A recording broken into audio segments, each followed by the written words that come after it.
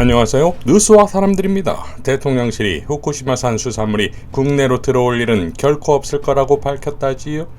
과연 그럴 수 있을까요? 2011년 후쿠시마 원전이 파괴되자 세계 각국은 당연 안전상의 이유로 후쿠시마산 수산물에 대한 수입을 금지합니다. 이에 일본은 2015년 정확히 한국만을 타깃으로 자신들의 수산물 수입 금지는 부당하다며 WTO에 제소했지요. 당시 일본 수산물 수입이 가장 많았던 홍콩, 미국, 중국, 타이완을 놔두고서 이보다 적은 한국을 노린 건 당연 박근혜 정부가 만만했기 때문 아니겠습니까? 이런 일본의 노림수처럼 WTO 1심에서 한국은 패소합니다. 이를 문재인 정부가 나서게 되었고 1심 판결이 뒤집혀지는 경우가 거의 없던 WTO 분쟁에서 2심에 승소하는 기적같은 일을 해냅니다. 그런데 2심에서 내세웠던 우리 측 논리가 수산물이 아닌 수산물이 나온 장소, 즉 오염된 바다를 제시하는 전략을 짜는데 후쿠시마가 오염되었으니 후쿠시마산 식품도 안전하지 않다는 거지요. 그러니까 후쿠시마산 수산물 수입 분쟁의 승리의 핵심 정동거는 바로 후쿠시마 바다에 방사능 오염이 되는 것이고, 그렇다면 역으로 후쿠시마 바다가 이상이 없다는 것만 증명이 되면 후쿠시마산 수산물의 수입길이 열리게 되는 거지요. 여준성 전 청와대 행정관은 다음과 같이 밝혔습니다. 행정관님, 우리가 이겼습니다. 2019년 4월 26일 저녁 제가 청와대 행정관으로 있을 때 식약처 과장님이 흥분해서 전화한 기억이 납니다. 과장님은 부랴부랴 KTX를 타고 오송으로 내려가던 길에 전화로 승전보를 알려주셨습니다. 박근혜 정부 때 1심에서 패소했기 때문에 최선을 다했지만 사실 기대는 반반이었습니다. 식약처, 총리실, 산업부 등 많은 분들이 전략을 잘 짜고 대응을 잘해서 2심에서 뒤집은 겁니다. 혹시 윤석열 정부의 대일본 대응도 지난 정부 성과 지우기 일환인가요? 이어 말장난입니다. 후쿠시마 수산물 수입은 없다고 말하지만 방사능, 오염수, 방류에 대해서는 한마디도 못합니다. 위안부, 독도 문제가 한일 정상회담에서 의제로 논의 안 됐다고 말하지만 양 정상의 저녁 폭탄주 시간에 논의됐는지는 말을 못합니다. 국민의 눈과 귀를 가려도 진실은 사라지지 않습니다. 라고 밝혔습니다. 자, 김어준 총수도 다음과 같이 발언했지요. 잘 보시면 대통령실이 후쿠시마 수산물을 수입하지 않겠다 세게 말해요. 그런데 반해서 오염수 방류에 대해서는 안 된다는 말을 안 해요. 그러니까 브리핑에서도 오염수 방류에 대해서는 왜 말을 안 하냐 물어보니까 과학적 객관적 검증을 말하는 거거든요. 과학적 객관적 수치를 들고 오면 된다는 소리예요. 앞으로도 절대 안 된다는 말을 안 할 거라고 저는 보는데, WTO 위생 및 식물위생 협정이란 게 있어요. 이 협정에 따르면 상대 국가 식품을 자의적으로 차별하거나 지나친 무역 제한을 못한다 이렇게 되어 있거든요. 그러니까 일본 수산물이 한국의 방사능 안전 기준에 부합하면 한국이 자의적으로 수입 금지하면 안 된다 이런 말이에요. 그런데 1심에서 우리가 졌어요. 왜 졌냐면 일본이 샘플로 제시한 수산물 방사능 수치가 우리의 안전기준보다 낮았어요. 2심에서 역전했거든요. 우리가 이 협정 소송 사상 1심에서 지고 2심에서 이긴 유일한 케이스입니다. 근데 생각해보면 문재인 정부 때는 일본에 진 적이 없어요.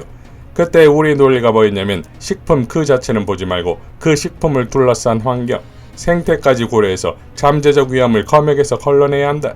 그러니까 수산물이면 그 수산물이 사는 바다의 잠재적 오염까지 고려해야 한다. 그게 인접국으로서는 마땅하다. 누가 들어도 맞는 말 아닙니까? 이게 통한 거예요. 상식적으로 맞는 이야기니까 물고기만이 아니라 물고기가 사는 바다의 환경, 조건, 후쿠시마 앞바다의 잠재적 오염, 이거 봐야 한다. 이걸로 WTO를 이긴 거예요. 근데 만약 우리 정부가 과학적 객관적 수치로 후쿠시마 오염수 방류를 동의한다. 과학적 근거라면 IAEA 이런 자료들을 들이대고 그걸 인정하면 우리가 WTO에서 이겼던 논거를 스스로 깨는 겁니다. 그러면 그 다음 수술은 후쿠시마 수산물 수입 재개로 가는 거예요. 국제교역상. 제가 보기에는 바로 이 경로로 후쿠시마 수산물 수입이 재개될 거라고 예상하는 바인데, 이제 일본이 IAEA 등에 없고 G7 때 참석한 정상들에게 지지를 얻어내겠다는 계획이거든요. 그때 한국 대통령이 같이 거기 끼는 거지요. 일본은 한국이 중요해요. 수산물에 있어서는. 후쿠시마 수산물 수입 금지한 나라가 50개가 넘어요. 전 세계에 2011년에 사고 터지고 우리가 2013년에 수입 금지했지요. 그리고 2015년에 일본이 후쿠시마에 WTO 제소했는데 그때 우리나라 딱 하나 제소했어요. 50개가 넘는 나라가 금지하고 있는데 가장 가까운 나라니까 우리나라를 제소해서 이기고, 그걸로 다른 나라 협상수단으로 삼으려고 그랬던 거거든요. 그래서 이 후쿠시마 수산물 수입 관련해서 우리나라가 굉장히 중요합니다. 일본에게. 그런데 그걸 WTO에서 우리가 이겨버리는 바람에 일본이 망했지요. 이런 상황이기 때문에 후쿠시마 오염수 방류를 G7에서 해결하고 수산물 재개로 넘어가려고 하는 게 일본 전략일 텐데, 이때 G7에서 한국 대통령이 후쿠시마 오염수 방류에 반대한다 말하면 안 되거든요. 일본의 계획이 틀어지는 거거든요. 그래서 이건 제 추정인데, 일본이 윤석열 대통령을 G7에 초청하는 조건의 하나가 아니었을까? 오염수 방류에 대해서 반대하지 말아달라. 그리고 연결해서 후쿠시마 오염수 방류에 대해서 우리 대통령실이 절대 안 된다 말을 못하는 이유도 그게 아닐까? 그래서 그냥 과학적, 객관적 이야기를 계속 반복하는 게 아닐까? 이게 여기서 끝나는 게 아니라 그게 바로 수산물 재개로 이어지는 수순이라는 겁니다. 그래서 물어볼 때 기자들이 오염수 방류를 물어봐야 돼요. 그러면 절대 안 되는 말을 못할 거예요.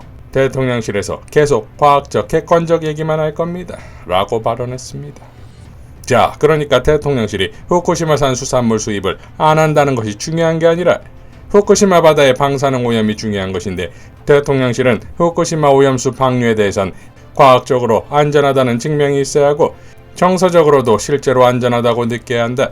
과학적 조치를 위해 일본, IAEA 등과 함께 수치를 내겠지만 만약에 조사에 한국의 전문가가 포함된다면 과학적, 정서적으로 결과를 받아들이는 데 도움이 될 것이고 이런 차원에서 접근하고 있다 라고 밝혔지요.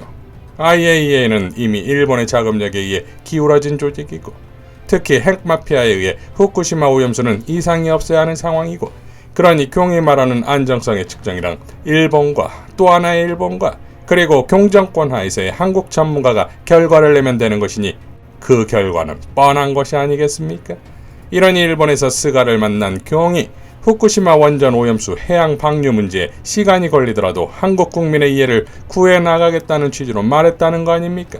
또한 대선 당시 후쿠시마 방사능이 유출되지 않았다는 주장 역시 문재인 정부가 막아낸 후쿠시마산 수산물을 수입하기 위한 방도를 말한 꼴이 된다 이겁니다. 더불어 G7에서 기시다 입장을 두둔해주는 그야말로 기시다 바리의 역할을 해줌으로써 대한민국 국민의 안전을 기시다 정권에 올인하는 상황이 된다 이겁니다. 경이 이렇게 일국의 대통령으로서의 혼신을 다하는 동안 경정권이 적으로 규정한 중국은 어쩌고 있을까요? 조호균 변호사는 이렇게 밝혔습니다. 3월 31일 있었던 일, 싱가포르 리센융 총리가 중국을 방문해서 시진핑 주석과 만남, 대표단을 이끌고 일주일간 중국 지도자를 만나고 광동 지역 방문 예정. 리 총리의 마지막 방중은 2019년 4월에 1대1로 포럼이었다고 함.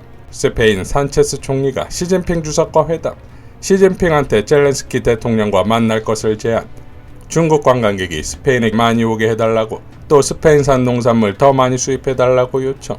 말레이시아의 김대중이라고 불리는 안와르 이브라임 총리가 시진핑 주석과 회담, 경제협력이 주목적.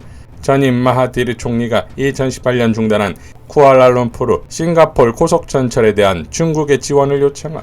참고로 다음 주에는 프랑스 에어버스 등 경제계 인사들을 대동하고 마크롱 대통령이 3일간 중국을 방문할 예정인데 우르슬라 폰데어 라이엔 EU 집행위원장도 동행한다고 함. 우크라이나 휴전협정에 관한 얘기도 나눌 예정 라고 밝혔습니다. 자, 그럼 대통령실은 어쩌고 있을까요? 김종대 전 의원은 다음과 같이 밝혔습니다. 한일 정상회담 보름이 지난 지금 윤석열 대통령과 김태효 안보실 차장이 지향한 한일 관계 정상화 구상이 파탄날 조짐이다. 일본이라는 존재에 대한 그들의 망상의 비전은 참사다. 작년 한국판 인도태평양 전략은 일본이 우리와 보편적 가치를 공유하는 이웃으로서 국제 무대에서 협력하는 존재라고 가정하였다.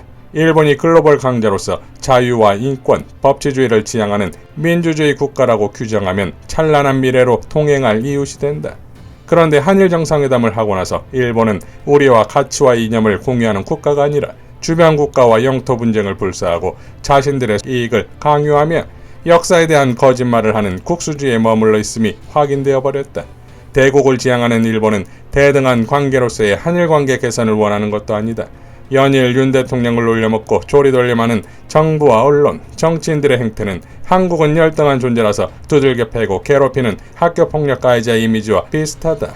윤 대통령이 대국적 결단이라며 일본에 호소했던 선의가 조롱으로 되돌아왔다. 더군다나 일본은 초등학생들에게까지 한국과 독도 분쟁, 러시아 쿠릴 열도 분쟁을 선동한다. 만일 지금의 독일이 나치 정권 시절에 독일 영토를 돌려달라고 프랑스와 폴란드에 요구하는 일이 벌어지면 유럽연합은 하루아침에 파탄날 거다. 안보와 경제의 공동체로 유럽연합을 분열시키는 행동을 독일은 절대 하지 않는다.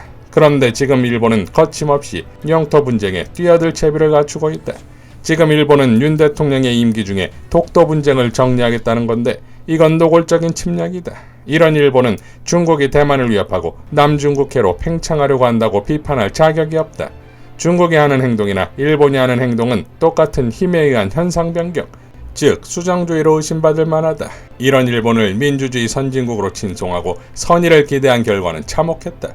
윤 대통령이 기대한 일본이 전이 아니었던 거다. 그런데 용산 대통령실에서 그나마 한일 관계 속도 조절을 주장했던 이문희 외교비서관이 경질된 데 이어 김성한 안보실장까지 사라졌다. 이렇게 되면 일본에 대한 맹종과 정상 외교에 대한 아마추어리즘까지 겸비한 변두리 근본주의자 김태효의 1인 독주 체제가 굳어질 것이다. 앞으로 한미일 삼각관계에서 어떤 신중함이나 냉정함도 사라질 것이다. 지금의 동북아는 인도 태평양이라는 일종의 주술이 배회하고 있다. 여기에 푹 빠져서 폭주하는 정권은 신흥 종교에 대한 광신도의 행태와 다를 바 없다. 파국의 이미지가 보인다. 라고 일갈했습니다. 자, 아무도 넘볼 수 없는 나라에서 아무나 넘보는, 아니 아예 넘겨주는 나라가 되었습니다. 이런 시국에 대구 가서 야구 시구하고 대구 서문시장을 찾는 경인 것이니 그는 진정 대구를 포함한 일국의 대통령인 것입니까? 경정권이 무너지지 않으면 대한민국이 무너집니다. 이상 뉴스와 사람들이었습니다. 시청해 주셔서 감사드립니다.